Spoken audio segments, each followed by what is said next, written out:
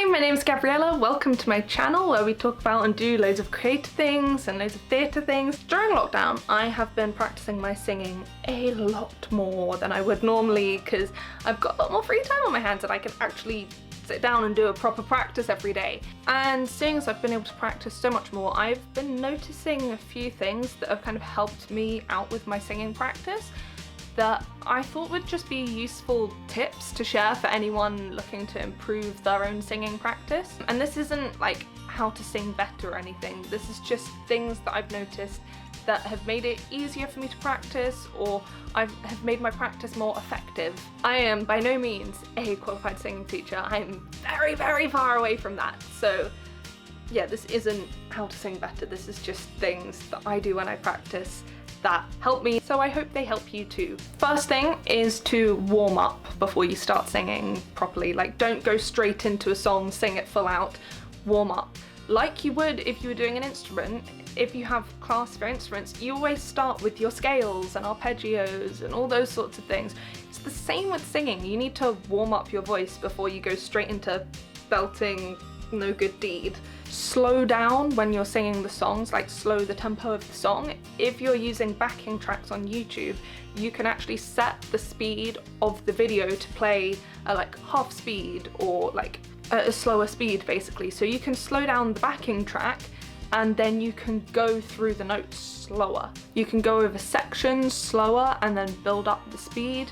It's like when you're learning a thing on an instrument again. Like, you always start with the phrase a little bit slower so you can make sure you're getting it right, and then you take it up to the tempo. Or if you're starting at tempo, you might only do one hand first, or if it's piano, or only the chords as opposed to all the different in-between notes. So similarly for singing, what we can do instead is instead of singing the words at tempo, you would sing to vowel or like hard consonant sounds like nya, because it really helps to make sure that you're hitting the notes right first in a less strained position of the vowel sounds, and then add the words. And just to kind of build on that, make sure you're breaking down the sections and repeating them. Don't try to do this whole song in one go right away. I mean, you can do that initially to see where the problem areas are, and then you go to those problem areas and you repeatedly do them until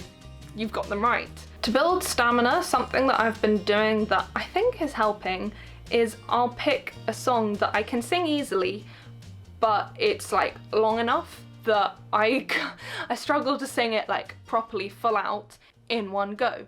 And so I do that, and every single practice I will do that song just once through. Or if I've got a song which I've got down, it could just be a bit stronger, I will just sing it once through every single practice, because that will build the stamina for that particular song and also the area of your voice you're singing in. So if you want to really practice on your belt and strengthen your belt, then find a really easy belty song that's just a little bit on the long side for you, and then sing it once every single practice just to build up that stamina slowly. Just don't overdo it and get exhausted. Placement is kind of important, and it's not something you always think about. You think, oh yeah, I hit that note, great. But just stop, go back and think about it, and think about where your placement is for that note. Does it sound how you want it to sound, how you think it's meant to sound? And is your placement for it, like, is it too nasally? Is it, what are you doing to achieve that sound? Is it in the correct place in your voice? And if you haven't been taught about that by your singing teacher, or you don't have a singing teacher, I would advise finding someone to explain proper placement to you. I am not the person to do that. Just a reminder, if you do know what the correct placement should be, then think about it. I find it something that gets forgotten a little bit. Sometimes I can't be bothered a little bit, and I'm like, yeah, I hit that note, it's fine. And I won't actually go over that section to make sure that it's properly placed, and I won't necessarily always spend time on it. So this is just your reminder to work on your placement. And then if you're struggling a little bit with straining, putting in too much effort, quick little like psychological tip that I've picked up on is if you find an echoey room and you can hear yourself louder when you're singing, then something in your brain sort of signals that, oh, I don't need to push as much because it's really loud already. So sometimes if you feel like you're straining and then you go into an echoey room, your brain just does something sometimes, and it just helps you not push so much.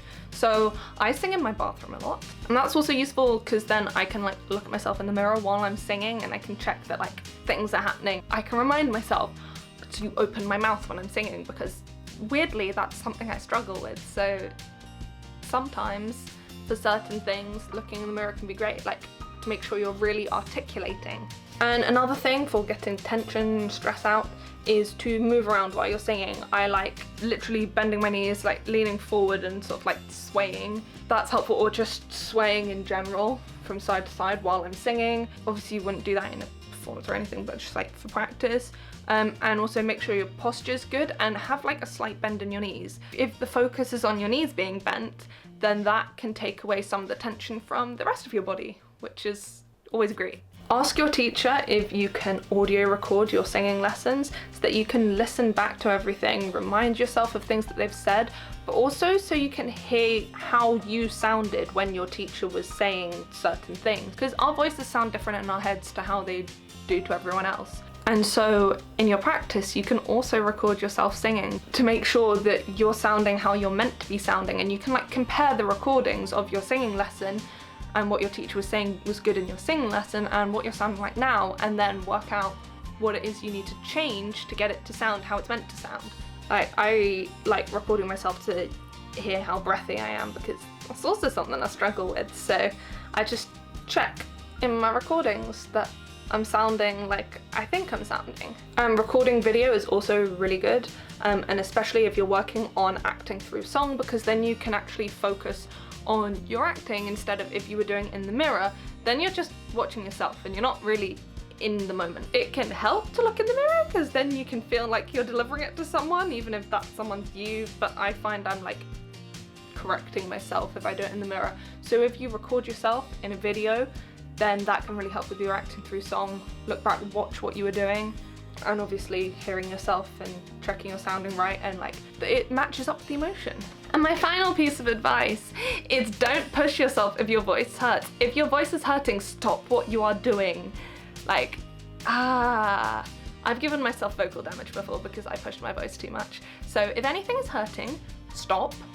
Like, stop singing. I mean, there is a difference between your voice hurting because you're using muscles that aren't usually used and you're strengthening your voice, and you are doing something wrong that will harm your voice. Either way, it's not good to push your voice too much. So if it's hurting, then stop and go talk to your teacher and find out what's going on. I can't sit here and tell you what's strengthening your muscles and isn't, so just like, first rule of singing, if it hurts, stop. So I hope you found all these useful. As I said, it's just kind of things that I've noticed I've been doing, have been helpful for me while I've been singing. So I really hope they help you as well. Might not work for everyone. But yeah, if you have any questions or more suggestions of tips for things you can do in your singing practice, definitely let me know in the comments. In the meantime, I'm doing lots of theatre videos right now. Practice and like audition and drama school related things. If you want to see more of that, you can subscribe if you want. And yeah, hopefully I'll see you really soon. So, bye!